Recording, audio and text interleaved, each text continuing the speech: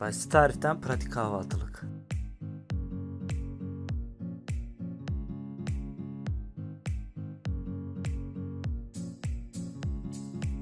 Malzemeler: 1 su bardağı süt, 1 su bardağı un, 1 su bardağı rendelenmiş kaşar, 1 tane yumurta, 3 kaşık sıvı yağ, 1 çay kaşığı kabartma tozu, 1 çay kaşığı tuz, 1 tutam maydanoz, 1 tutam dereotu.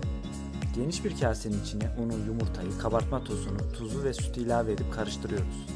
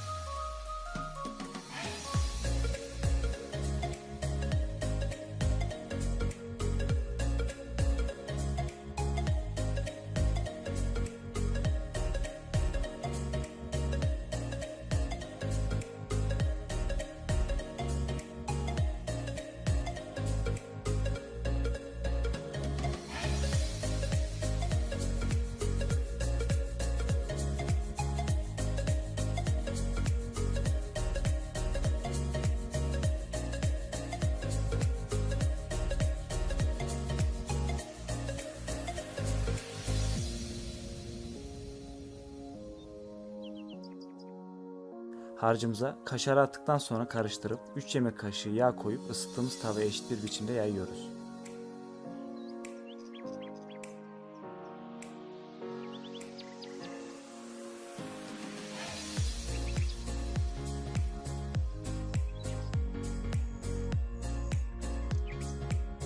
Ağzını kapatıp kısık ateşte aralıklarla kontrol ederek 10 dakika pişiriyoruz.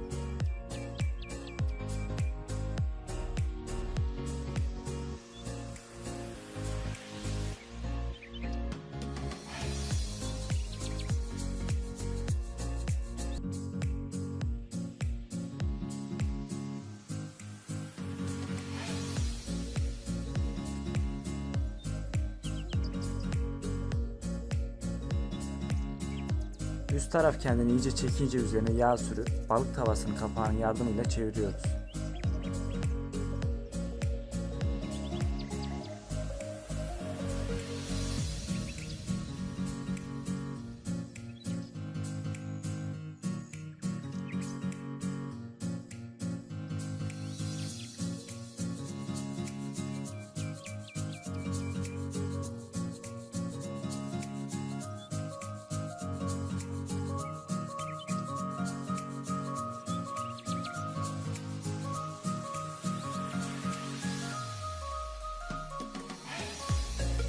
Çevirdiğimiz yüzeyde yine ağzı kapalı kısık ateşte 8 dakika pişiriyoruz.